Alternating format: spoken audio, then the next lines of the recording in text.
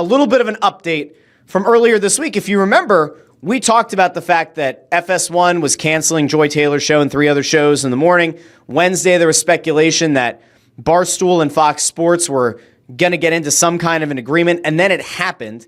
In one of the wildest, in fairness, like they did, man, I got to stop saying that.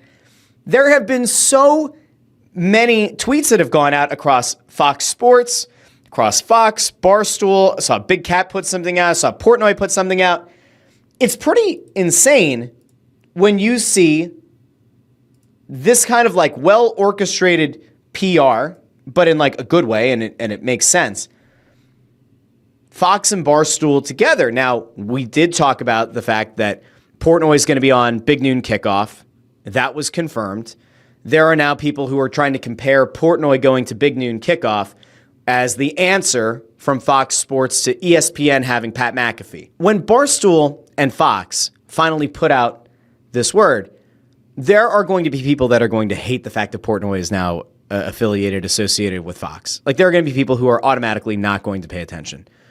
But the smart thing in all of this is there is a very loyal following to Barstool Sports.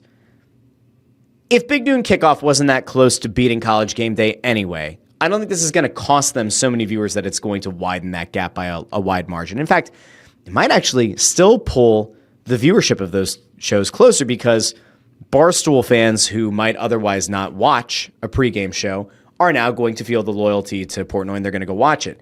Where I think this really makes sense is what I was talking about on Wednesday, this idea that they're going to do shows on FS1 and that having that loyal following tuning into those shows is going to matter. Now, it'll matter even for cord cutters because the Fox app is still available. FS1 is, I think, available with every major like cable alternative, like your YouTube TVs and Hulu and Fubo and all those.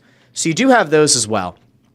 It's a very interesting tactic for Fox to take. I think it's going to work. The only way that this doesn't work is if you remember back in the early days, I think it was ESPN had Barstool Van Talk, I think it was called. I think they did 1 episode or 2, and it was so controversial or it freaked out Disney enough that they like ended the partnership right then and there.